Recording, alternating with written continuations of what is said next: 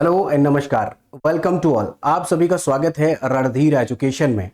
आज के इस लेक्चर में हम अफगानिस्तान, नेपाल और भूटान जो कि हमारे भारत के पड़ोसी देश हैं, इन सब के बारे में चर्चा करेंगे। आप जानते हैं कि हम वर्ल्ड मैप की एक सीरीज चला रहे हैं और इस वर्ल्ड मैप में हमने सबसे पहले एशिया को पढ़ना स्टार्ट किया है। इसमें हम मालदीव, श्रीलंका, भारत और उसके बाद पाकिस्तान को पढ़ चुके हैं। भारत को हम डिटेल से इंडियन ज्योग्राफी में भी पढ़ेंगे, उसके बारे में बहुत डिटेल से बताया जाएगा क्योंकि इंडियन ज्योग्राफी से भी बहुत सारे प्रश्न बनते हैं। आज का जो हमारा लेक्चर है इसमें हमने आगे को बढ़ाते हुए सीरीज को हमने अफगानिस्तान और आपका नेपाल और भूटान, इन तीनों को कवर करेंगे और एनिमेशन की हेल्प से करेंगे। आप जानते हैं कि वर्ल्ड मैप हमारा एसएससी का कोई भी एग्जाम हो, यूपीएससी का सिविल सर्विसेज का जीएस फाउंडेशन फर्स्ट पेपर हो, आरओ हो, यूपीपीएससी का कोई भी पेपर हो, यूपीएसआई हो, एमपीपीएससी या आरएएस, सिविल सर्विसेज का कोई भी पेपर यदि आता है और उसमें जीएस फाउंडेशन आता है जिसमें कि हमारा यह ज्योग्राफी का एक टॉपिक है वर्ल्ड मैप, यहां से अब कॉन्सेप्चुअल प्रश्न बनते हैं। कॉन्सेप्चुअल प्रश्न को तभी आप बना पाएंगे जब आप कॉन्सेप्ट को समझ लेंगे। अब फैक्ट्स बहुत कम पूछे जाते हैं, कॉन्सेप्ट ज्यादा आता है, तो इसी को हमने मद्देनजर रखते हुए इस सीरीज में ये सब बातें यहाँ पर शामिल की हैं, जैसे उस देश का इतिहास क्या रहा है, उसकी ज्योग्राफी क्या है और इंटरेस्टिंग फैक्ट्स क्या हैं और एग्जाम में क्या क्या प्रश्न बन सकते हैं, वो सारी चीजों को हम यहाँ पर कवर करेंगे। इस लेक्चर के लास्ट में चल के हम इससे संबंधित जो भी प्रश्न बन सकते हैं कोशिश करेंगे कि 5 से 6 क्वेश्चन आपको वहां पर करवा दें, जिससे आपको ये आइडिया हो जाए कि किस प्रकार के प्रश्न हमारे वर्ल्ड मैप पर आते हैं। ठीक है, तो चलिए शुरू करते हैं और जानते हैं हम इसके बारे में। सबसे पहला कंट्री हम लेंगे जिसको हम अफगानिस्तान को हमें कवर करना है, क्योंकि यहां पर हमने जो मैप लिया है वो एशिया का मैप है। तो आप देख ही रहे हैं एशिया का हमारा मैप है और एशिया में हमारा रेड कलर का जो आपको बाहर निकलता हुआ ये देश दिख रहा है, ये हमारा अफगानिस्तान। और अफगानिस्तान के बारे में अब आगे हम डिटेल से पढ़ रहे हैं। अफगानिस्तान का ये हमने यहाँ पर ब्रॉड मैप ले लिया है। आप इसमें राज्यों की सीमा देख रहे हैं। ये आप जो रेड कलर में देख रहे हैं ये है काबुल, जो कि इसकी कैपिटल है। तो अफगानिस्तान की राजधानी क्या है? काबुल है। अगर बात करें इसकी करेंसी क्या है, तो अफगानी इसकी करेंसी है, जिसे AFN कहते हैं। ठीक है, राजधानी और सबसे बड़ा शहर ये दोनों ही आपका काबुल ही है। काबुल बहुत अच्छा शहर है। वैसे आप जानते हैं काबुल के बारे में ऐतिहासिक परिप्रेक्ष्य में यदि देखें तो कई बार मुगलों के शासनकाल में आपने इसका नाम जरूर सुना होगा। अगर बात करें आधिकारिक भाषा क्या है, यानी ऑफिशियल लैंग्वेज, जैसे हमारे भारत में है उसी प्रकार यहाँ पर दरी फारसी और पश्तो भाषा है। तो दो यहाँ पर ऑफिशियल लैंग्वेज हैं, दरी फारसी और पश्तो।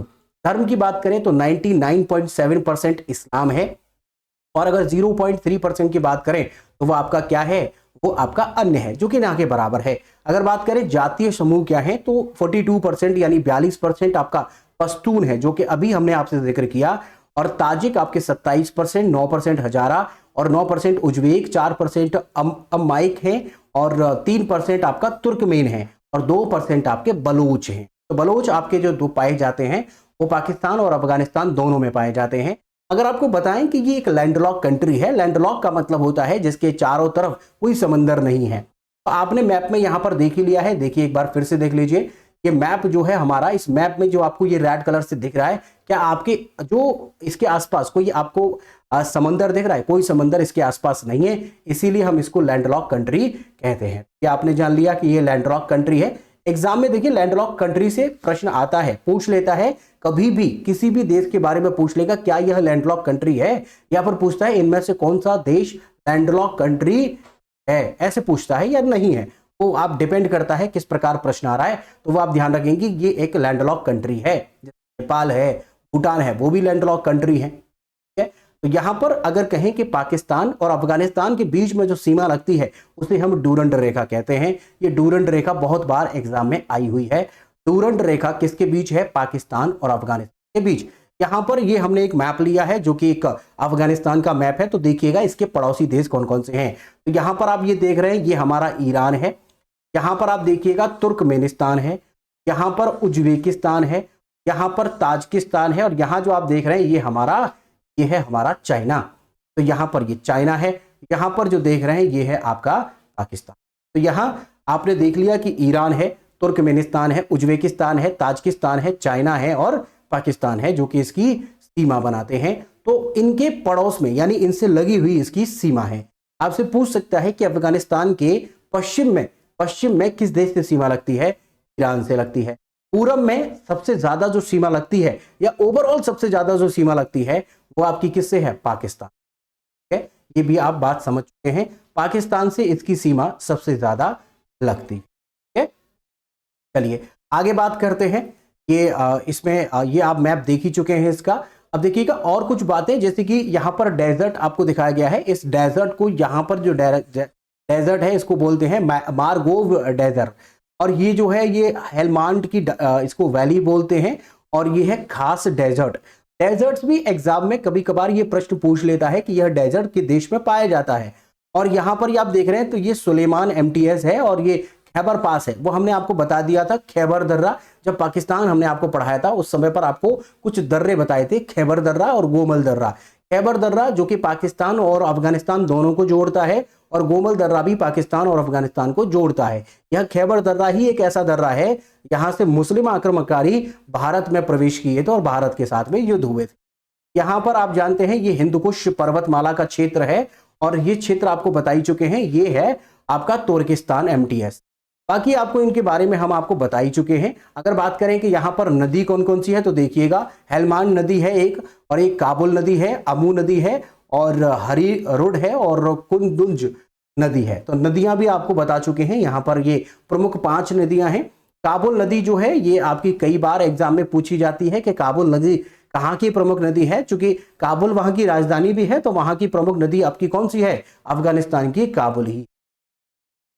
ठीक है, अगर बात करें ऐतिहासिक परिप्रेक्ष्य में यदि हम देखें तो प्राचीन भारत के समय पर इंडस वैली सिविलाइजेशन आपने देखा था। इंडस वैली सिविलाइजेशन जो सिंधु घाटी सभ्यता है, 1921 में दयाराम साहनी के द्वारा पहली खोज जो है हड़प्पा में की गई थी 1921 में। उसके बाद हमारा कुछ क्षेत्र अफगानिस्तान के क्षेत्र में भी मिला, जैसे आज का पाकिस्तान है उसमें भी मिला।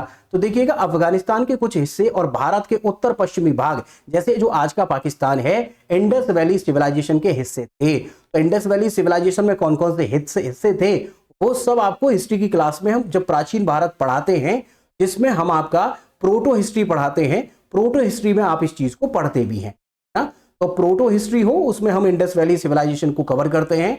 आप हिस्ट्री की क्लास के साथ में हमारे साथ जुड़िएगा, उसमें आपको ये विधिवत तरीके से मिलेगा। अगर बात करें मध्यकालीन भारत के समय पर क्या था और प्राचीन भारत के समय पर क्या था, तो मौर्य काल जब चला है, जिसमें हम प्राचीन भारत में पढ़ते हैं, जिसमें चंद्रगुप्त मौर्य हैं या फिर बिंदुसार या फिर अशोक जब आते हैं, तो कुषाण साम्राज्य तक, मौर्य साम्राज्य से लेकर कुषाण साम्राज्य तक, चंद्रगुप्त मौर्य और अशोक के साम्राज्य के दौरान भारत और अफगानिस्तान के बीच व्यापार और सांस्कृतिक संबंध थे।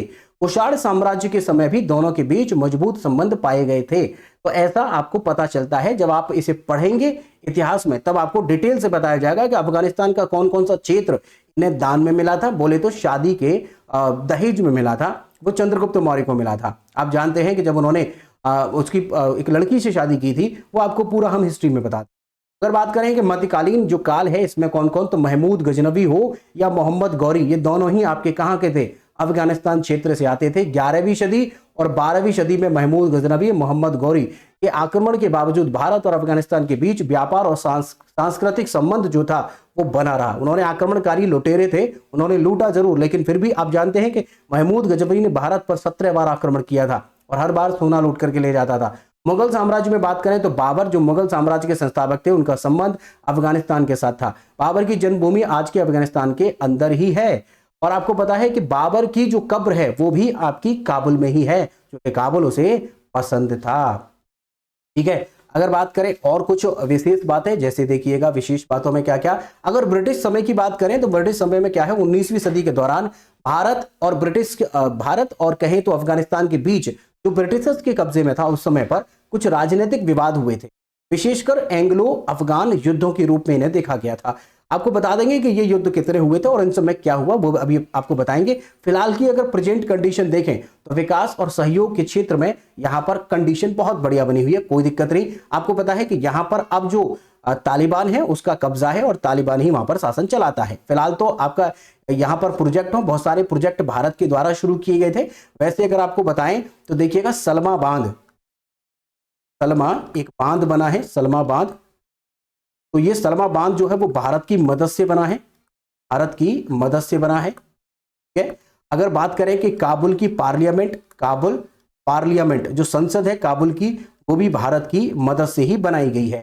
एक आप ध्यान रखेंगे कि इसी अफगानिस्तान में, चूंकि अफगानिस्तान की दोस्ती या मित्रता इस भारत से है, हमारे भारत से है, तो देखिएगा यहां पर और क्या क्या है, काबुल की पार्लियामेंट हो गई, एक है आपका women's women's vocational training centre, vocational training centre, ये इसको बाग ए जनाना कहा जाता है, बाग ए जनाना, बाग ए, ध्यान से सुनिएगा, यहां पर थोड़ा सा हल्का आ रहा है, कोई इशू नहीं है। बाग ए जनाना है जो कि इंडिया की मदद से ही बनाया गया है। यहाँ पर क्या है, वोकेशनल ट्रेनिंग दी जाती है और वो महिलाओं के लिए ट्रेनिंग जो है वो देने का काम केवल भारत करता है, ये भी आपको ध्यान रखना है। और एक और हॉस्पिटल याद रखना है, वो है हमारा इंदिरा गांधी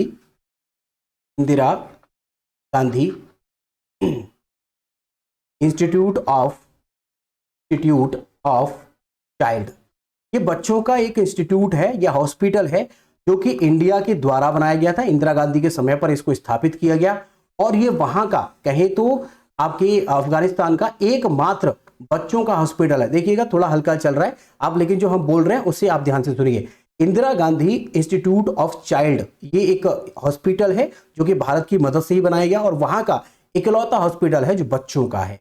गांधार, आपने महाभारत के समय पर गांधार क्षेत्र पढ़ा होगा और वहीं से शकुनी या गंधारी आई थी उसकी बहन, आपको पता ही है ये गांधार क्षेत्र अफगानिस्तान के क्षेत्र में ही था। हाँ जी, अगर बात करें कि इसमें युद्ध जो हुए हैं वो कैसे शुरुआत होती है, तो देखिएगा पहले यहां पर सबसे पहले जो शुरुआत होती है वो पहले 1980 तक राजा जयपाल का शासन था, राजा जयपाल का शासन था, बौद्ध धर्म को मानते थे राजा जयपाल, और बाद में 1000 ईस्वी में उस पर महमूद गजनवी ने आक्रमण किया।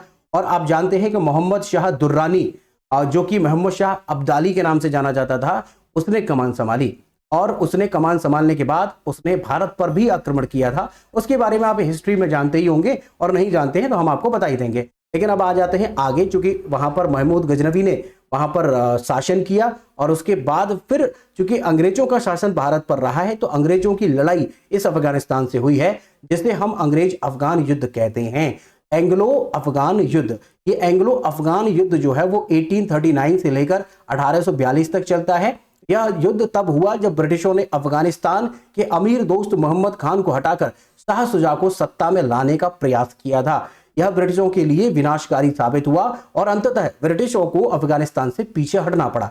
कोई विशेष फायदा यहां पर इनको नहीं रहा। देखिए कभी भी कोई भी ऐसे अफगानिस्तान से लड़ाई करने गया है तो लड़ाई में जीत नहीं पाया। रीजन क्या है कि वहां के जो लोग हैं वो उन पहाड़ों के बीच रहना अच्छे से जानते हैं और पहाड़ों के बीच लड़ पाना किसी भी सेना के लिए आसान नहीं होता है। तो अमेरिका की सेना भी कई बार यहां पर हार चुकी है और बड़े बड़े देश आकर के यहां पर कई बार लड़ चुके हैं, बट कोई जीत नहीं पाया, खासकर अमेरिका की बात कर रहे हैं। दूसरा अफगान युद्ध फिर से होता है, एंग्लो अफगान युद्ध। ये 1878 से लेकर 1880 तक चलता है, 2 साल का ये युद्ध होगा। ब्रिटिशों ने अफगानिस्तान पर फिर से आक्रमण किया जब अफगान शासक शेर अली खान ने रूस के साथ संबंध बनाने का प्रयास किया। तो यहां पर चूंकि रूस का एक जो दायरा है वो अलग है और अमेरिका, ब्रिटेन, इन सब का एक ग्रुप अलग था। तो इन्होंने क्या किया कि जब इसने रूस से हेल्प लेने की या रूस की मदद करने की कोशिश की, उससे अच्छे संबंध बनाने की कोशिश की, तो इन्होंने यहां पर आक्रमण कर दिया। इस युद्ध में ब्रिटिश को प्रारंभिक सफलता तो मिली, लेकिन बाद में यह अंतर्गत लाया गया, अफगानिस्तान को ब्रिटिश प्रभाव के अंतर्गत लाया गया। अब तीसरा युद्ध देखिएगा, तीसरा अंग्रेज अफगान युद्ध 1919 में हुआ। बस यही लास्ट आपका होता है। युद्ध जो होता है वह अफगानिस्तान के अमीर अमानुल्लाह खां द्वारा ब्रिटिशों के खिलाफ स्वतंत्रता के लिए लड़ा गया था। इस युद्ध के बाद अफगानिस्तान को अपनी विदेश नीति पर पूर्ण स्वतंत्रता का प्राप्त हुआ और इसे ब्रिटिशों से स्वतंत्रता समझी गई, इसे माना गया। वैसे आपको बता दें कि जो पहला है, जो आपका फर्स्ट होता है, जो कि 1839 से शुरू होगा, 42 तक चलेगा। इसमें कौन हारेगा? इसमें अंग्रेज हारते हैं। दूसरा आपका सेकंड जो होता है वो आपका 1878 से शुरू होता है और 80 तक चलता है। 1878 से 80 तक चलेगा। इसमें आपके थोड़े से हिस्से इन अंग्रेजों ने जीत लिए और फाइनली ब्रिटिश राज खत्म हो जाता है 1919 में। और यहाँ पर नए राजा जो बनते हैं उनका नाम हमने यहाँ पर बता दिया, अमानुल्लाह खां, अमानुल्लाह खां। और ये जो संधि होती है, इस संधि को हम रावलपिंडी की संधि कहते हैं। रावलपिंडी की संधि के बाद यह अफगानिस्तान पूर्ण रूप से अलग हो जाता है और एक देश की मान्यता प्राप्त हो जाती है। उसके बाद हमारे भारत में ये लोग और पाकिस्तान का जो क्षेत्र था इसमें शासन करते रहेंगे अंग्रेज। तो ये भी आपको समझ में आ गया है। अब ये यहाँ पर आपको जो दिखा रहे हैं वो हम काबुल में जो बाबर का मकबरा है उसे दिखा रहे हैं, ठीक है। ये काबुल में आपका मकबरा है। अब चूंकि काबुल और इसके बारे में, अफगानिस्तान के बारे में मुझे लगता है इतना ही काफी है, जिसके बारे में आप इतना जान लें तो आपका एग्जाम से संबंधित सब कुछ हो जाएगा। फिलहाल अगर देखें तो तालिबान का वहां पर कब्जा है, तालिबान ने वहां की जो तख्ता पलट करके अब वहीं पर शासन चला रहे। फिलहाल तालिबान की स्थिति आप जानते ही है।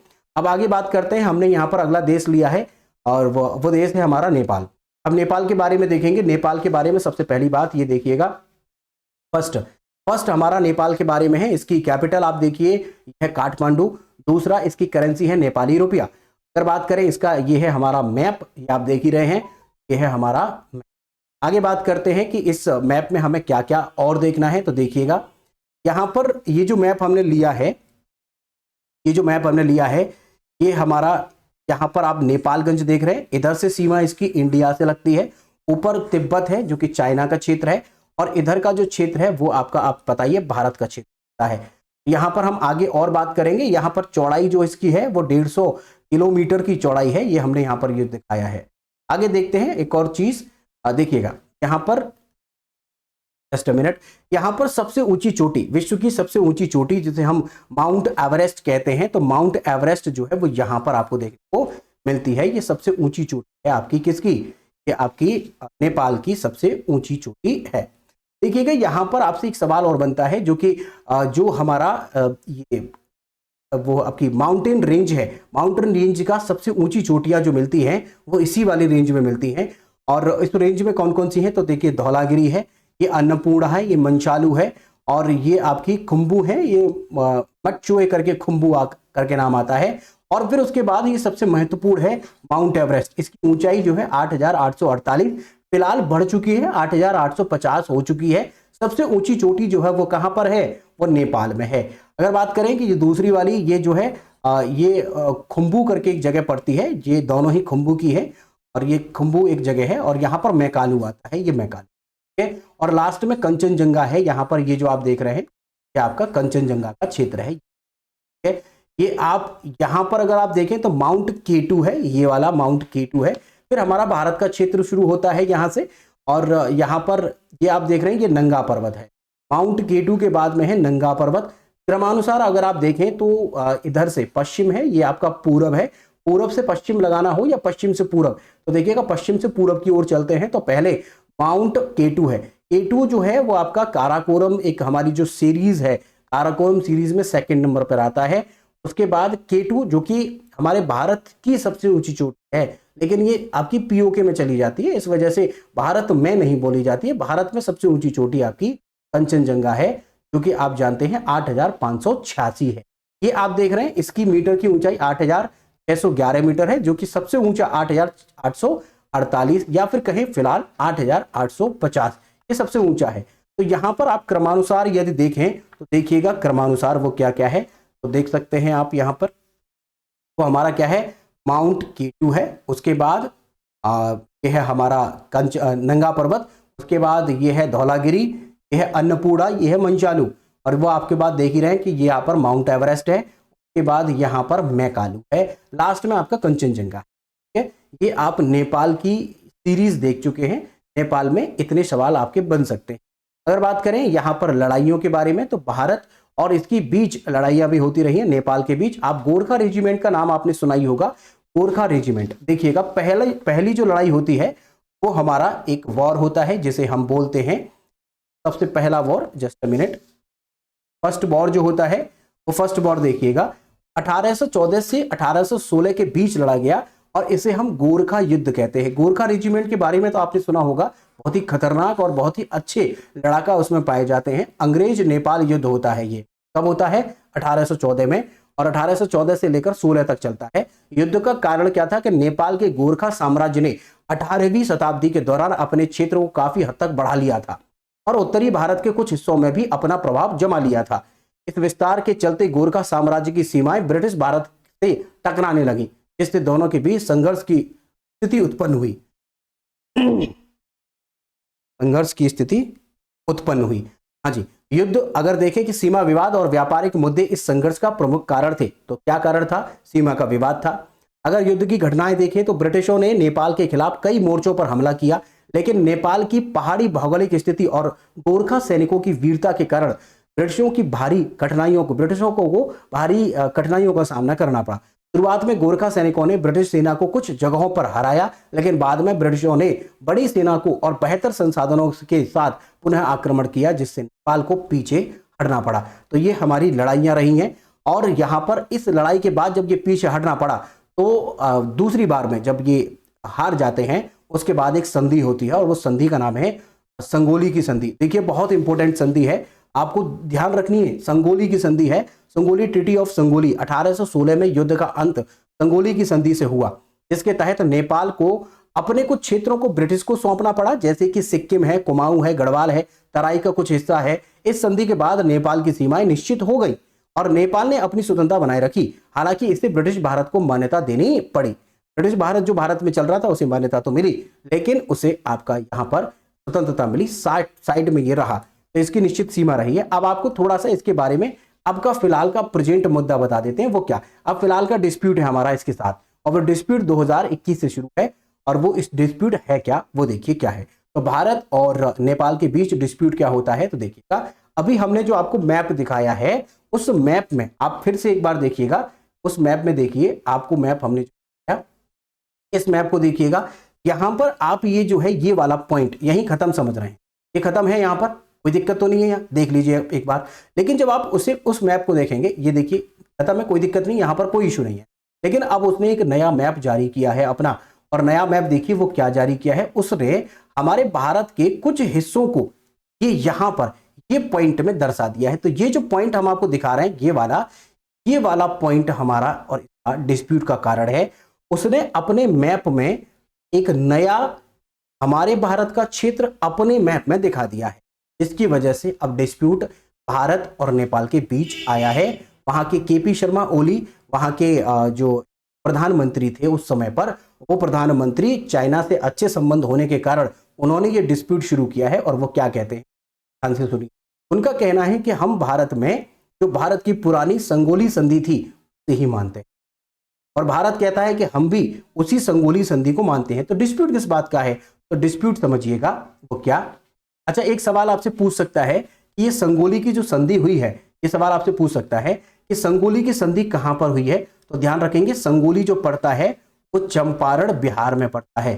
चंपारण बिहार यहां पर होती है, गोरखा रेजिमेंट और अंग्रेजों के बीच होती है। ये याद रखेंगे, पूछा हुआ सवाल है, इसलिए हमने आपको पीछे चल के फिर से बता दिया। देखिएगा, ये इन्होंने नया जो मैप जारी किया है, इसमें ये वाला पॉइंट अपना एक्स्ट्रा दिखाया है।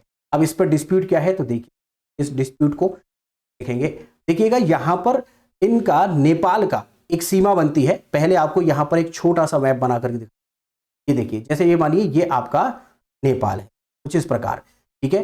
यहां से एक नदी आती है और यहां से फाइनली ये नदी विभाजन करती है, और इस नदी का नाम है महाकाली नदी, महाकाली, ठीक है। और यहां फाइनली जो लास्ट में जाती है इसको बोलते हैं हम मेची नदी। तो ये आपकी सीमा बनाती है, मेची नदी और महाकाली नदी नेपाल, और नेपाल से किसकी, भारत की सीमा बनाते हैं, जो कि एक नेचुरल सीमा है। अगर आप बात करें कि यहां पर कुछ ट्रिब्यूटरी आती हैं जो कि इसमें आकर के इस महाकाली नदी में मिल जाती हैं। यहां से एक आएगी शुरुआत में, और एक यहां से आती है नदी, और एक यहां से। ये तीनों नदियों के नाम हैं। तो ये पहली वाली जो है इसका नाम है लिम्पियाधुरा, लिम्पियाधुरा। ये देखिए ये वाला पॉइंट अभी बताते हैं आपको, लिम्पियाधुरा। दूसरी जो है इसका नाम जो है, सेकंड वाली का नाम है काला पानी, सेकंड वाली का क्या नाम है, काला पानी। और थर्ड वाली जो थर्ड पॉइंट है इसका नाम है, जिसे हम बोलते हैं लिपु लेक, लिपु लेक। ये 3 पॉइंट हैं, आपके ध्यान रखिएगा। ये यहां पर एक नदी है जिसको बोलते हैं महाकाली। तो ये तीनों की तीनों नदियां, ये इसकी जो ब्रांचेज है ये इसमें जाकर के मिल जाती हैं और महाकाली को बनाती हैं।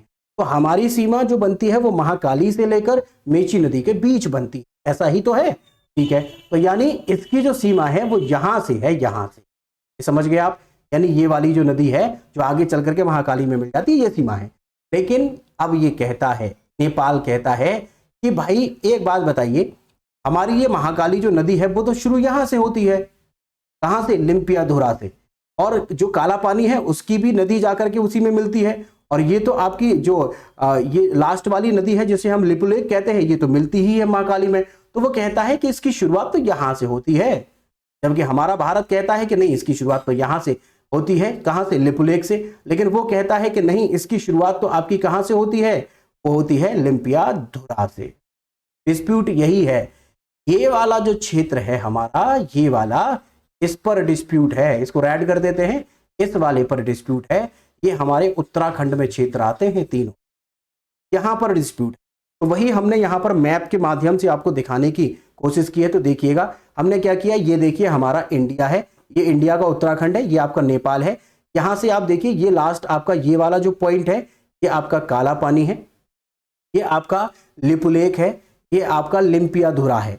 तो यहां से ये पानी ऐसे बहते हुए यहां आता है, और ये लिपुलेख से ये पानी बहते हुए यहां आता है, और काला पानी जगह से सीधे नदी निकल जाती है, जिसे हम बोलते हैं महाकाली नदी। डिस्प्यूट क्या है कि वो कहता है कि ये शुरुआत तो यहां से होती है। तो डिस्प्यूट इसी बात का है कि वो अपना क्षेत्र हमारे क्षेत्र में, हमारे उत्तराखंड वाले में बता करके डिस्प्यूट क्रिएट कर रहा है। ठीक है, आप जानते हैं कि ये जो नदी है, यहां से आपकी राइट में से तो मेची नदी जाती है। आप जानते हैं कि ये जो हमारा क्षेत्र है, इस क्षेत्र को अगर हम देखें तो ये हमारा कहां आता है? उत्तराखंड, यूके में आता है। ये वाला क्षेत्र भी कहां आता है? उत्तराखंड में आता है। और ये वाला क्षेत्र भी हमारा उत्तराखंड का ही है। वैसे एग्जाम में आपसे ये वाला क्षेत्र पूछ सकता है, जो कि कहां का है? उत्तराखंड का क्षेत्र है। इसी पर डिस्प्यूट। अब आप बताइए, क्या ये उनका डिस्प्यूट जेन्युइन है? नहीं, जेन्युइन नहीं है, क्योंकि संगोली की संधि के अनुसार काला पानी के नीचे का जो क्षेत्र है वही है आपकी महाकाली, वहीं से आपका ये क्षेत्र उसका होता है। बट वो कहता है कि इसकी शुरुआत तो यहां से होती है, इसलिए वो इस क्षेत्र को लेना चाहते हैं। ऐसे आप जानते हैं कि अगर हम मैप में और भी सिचुएशन देखें, यहां से अगर आप देखें तो हम लोग अगर जो शिव जी की यात्रा के लिए जाते हैं वो यहां से जाते हैं अक्सर, लेकिन हम यहां पर लिपुलेख होते हुए, लिपुलेख दर्रा होते हुए यहां से जाएंगे तो हमारे लिए नजदीक पड़ेगा। तो इसलिए इसका भी उद्देश्य है कि इसे अगर बंद कर दिया जाएगा, इसे अगर नेपाल के क्षेत्र में दे दिया जाएगा, तो यहां से हमारे पास जाने के लिए रास्ता नहीं बचेगा, यहां से हमें बहुत दूर पड़ेगा, तो वो समस्या भी क्रिएट होगी। अब हालांकि ये डिस्प्यूटेड फिलहाल है और इस पर अभी डिस्प्यूट है। काला पानी, लिपुलेख दर्रा, और इसे लिपुलेख मैटर भी कहते हैं, जो कि नेपाल और भारत के बीच है। और आप जानते हैं कि सड़कें जो बनाई गई हैं वो सड़कें बीआरओ के द्वारा बनाई जाती हैं। बीआरओ जिसे बॉर्डर रोड ऑर्गेनाइजेशन कहते हैं, वो इसे बनाता है। और बाकी हम आपको बता चुके हैं, ये टोटल जो एरिया है वो 80 किलोमीटर, तकरीबन 80 किलोमीटर का क्षेत्र है। यहाँ पर डिस्प्यूट आपने देख लिया, यहाँ पर ये आपका लिपुलेख धुरा का पास है, यहाँ से हम लोग निकल जाते हैं। वैसे हमारे लिए इधर से लिपुलेख का पास, अगर लिम्पियाधुरा का पास है, यहाँ से अगर देखें तो ये बहुत दूर पड़ता है, तो ये हमारे लिए ज़्यादा अच्छा था। इसी पर डिस्प्यूट है आपका, आप देखिए नेपाल के। ठीक है, ये डिस्प्यूट भी आपको समझ में आ चुका है। अगर आपका फिर भी कोई डाउट है, कोई कंफ्यूजन है, तो आप कमेंट कर दीजिएगा, हम आपको आगे बात करते हैं। अगला देश है हमारा, और वो है हमारा भूटान। भूटान इतना देश छोटा है कि देखने में ही बहुत छोटा लगता है। यहाँ पर इसकी राजधानी है हमारी थिम्पू, भूटान की राजधानी हमारी थिम्पू है, और इसकी करेंसी जो है वो भूटानी नग है। निगुलत्रम भी इसे बोला जाता है, ज्यादातर एग्जाम में निगुलत्रम लिख करके आता है, भूटानी नग इसका है राइट आंसर। निगुलत्रम यहाँ पर लिख करके आता है, ध्यान रखिएगा। अब यहाँ पर हमने इसका मैप लिया है, ये हमारा भूटान का क्षेत्र है, और भूटान के क्षेत्र को जो है वो कहा जाता है कि यहाँ पर काला पर्वत पाया जाता है, काला पर्वत पाया जाता है। और ध्यान दीजिएगा, यहाँ पर जो है इसे, इस पूरे देश को हम कहते हैं land of Thunderbolt, land of Thunderbolt, Thunderbolt भी इसे कहा जाता है, लैंड ऑफ थंडरबोल्ट, यानी किसका? तड़ित झंझावात का देश कहा जाता है। अब अगला पॉइंट देखिएगा, तीरंदाजी यहाँ का एक राष्ट्रीय खेल है। भूटान की सबसे ऊंची चोटी शंखखर, ये पुएनसुम करके नाम है इसका, याद रखेंगे। राजभाषा जो है, ऑफिशियल लैंग्वेज जो है वो जोड़खा है। अगर बात करें कि ग्रॉस नेशनल हैप्पीनेस में इस देश का पहला नंबर है, कहें कि ज्यादा ध्यान देता है उस पर, ये उस पर ज्यादा, जैसे हमारे देश में जीडीपी पर ध्यान दिया जाता है, जीडीपी पर, लेकिन यहाँ पर नहीं, यहाँ पर जीएनएच पर ध्यान देते हैं, ग्रॉस नेशनल हैप्पीनेस पर ध्यान देते हैं। भूटान का मुख्य सिद्धांत ग्रॉस नेशनल हैप्पीनेस है, जो जीडीपी के बजाय खुशी और जीवन की गुणवत्ता पर ध्यान देने पर केंद्रित है। इसमें 9 क्षेत्र होते हैं, जैसे मनोवैज्ञानिक है, भलाई है, स्वास्थ्य है, शिक्षा है, समय उपयोग है, सांस्कृतिक विविधता है, स्थिरता, अच्छा शासन है। ये सारी चीजें जो एक अच्छा राज्य बनाने में सहायक होती है, उन्हीं सबको यहाँ पर देखा जाता है। एक चीज बड़ा इंपॉर्टेंट है यहाँ पर, कि यहाँ पर कोई भी ट्रैफिक लाइट नहीं है, और यहाँ की राजधानी थिम्पू में कोई भी एक भी ट्रैफिक लाइट आपको नहीं मिलेगी। राष्ट्रीय खेल देखें तो यहाँ पर तीरंदाजी जो है वो राष्ट्रीय खेल है और इनका अभ्यास पारंपरिक और आधुनिक रूप से किया जाता है और प्रतियोगिताओं के दौरान स्थानीय रीति रिवाज और परंपराओं का उत्सव मनाया जाता है। कोई प्लास्टिक बैग यहाँ पर इस्तेमाल नहीं होते हैं। सन 2008 से कोई भी प्लास्टिक बैग यूज नहीं है, जबकि हमारे भारत में प्लास्टिक का चलती है। कुछ लोगों के अनुसार भूटान जो है वो संस्कृत के भू उत्थान से शब्द से बना है। इसका शाब्दिक अर्थ है ऊंची भूमि, भूटान ऊंची भूमि। कुछ के अनुसार यह भूटांट यानी तिब्बत का अंत का बिगड़ा हुआ रूप है। तिब्बत का बिगड़ा हुआ रूप है कुछ लोगों के अनुसार। यहाँ के निवासी भूटान को जिसको हम ड्रुगुलयुन, जिसमें जिसे हम बोलते हैं कि अच्छ-दहा का देश कहते हैं, इसके निवासियों को ड्रुकपा कहा जाता है। इसके अलावा भी भूटान के कई नाम रहे हैं पहले, वो हमें कोई इशू नहीं है, आप बस इस पे डुगपा याद रखना। डुगपा यहाँ के लोगों को कहा जाता है। वैसे ये भी हम आपको बता ही चुके हैं, शाही परिवार होता है। 17वीं सदी के अंत में भूटान के बौद्ध धर्म को अंगीकृत किया, उन्होंने स्वीकार किया है और 1865 में ब्रिटेन और भूटान के बीच सिंचुल संधि पर हस्ताक्षर हुआ। तहत भूटान को सीमावर्ती कुछ भूभाग के बदले कुछ वार्षिक अनुदान के करार किए गए। ब्रिटिश प्रभाव के तहत 1907 में वहां राजशाही की स्थापना हुई और 3 साल बाद एक और समझौता हुआ, जिसके तहत ब्रिटिश इस बात पर राजी हुए कि वे भूटान के आंतरिक मामलों में हस्तक्षेप नहीं करेंगे, लेकिन भूटान की विदेश नीति इंग्लैंड द्वारा तय की जाएगी। बाद में 1947 के पश्चात यही भूमि है भारत को मिली। साल बाद 1949 में भारत भूटान समझौते के तहत भारत ने भूटान को वो सारी जमीन उसे लौटा दी जो अंग्रेजों के अधीन थी। इस समझौते के तहत भारत का भूटान की विदेशी नीतियां एवं रक्षा नीति में काफी महत्वपूर्ण योगदान है। ये भी आपको समझ में आ गया है। जिसका अगर कहें कि भारत का जो रुपया है वो हमारा यहाँ पर चलता है, बहुत ही छोटा। वहां पर कहें कि जो सबसे ज्यादा अगर वहां पर कहें कि बहुत ही छोटा एक देश है, छोटी अर्थव्यवस्था है, कोई विशेष वहां पर वो नहीं है। राष्ट्रीय आय का 75% वहां पर ऐसा माना जाता है कि जो देश में कृषि है और वन क्षेत्र है और पन बिजली है, भारत को बिक्री पर निर्भर है और वहां की 75% आय। भाई विश्व की सबसे छोटी अर्थव्यवस्था ये हम आपको बता चुके हैं। अब प्रश्न कर लेते हैं। हमने 3 यहाँ पर देश पढ़ लिए हैं, जिसमें हमारा अफगानिस्तान भी है, हमारा नेपाल भी है और भूटान भी है। ठीक है, वहां पर आपको ध्यान रखना है। और हम प्रश्न आपके अब करवा देते हैं। प्रश्न देखिएगा, प्रश्न है अफगानिस्तान की कौन सी सीमा पाकिस्तान से जुड़ी हुई? आप बता सकते हैं, बहुत ही आसान है। दुर्गम पास, किल पास, डूरंड रेखा, दरबंद घाटी।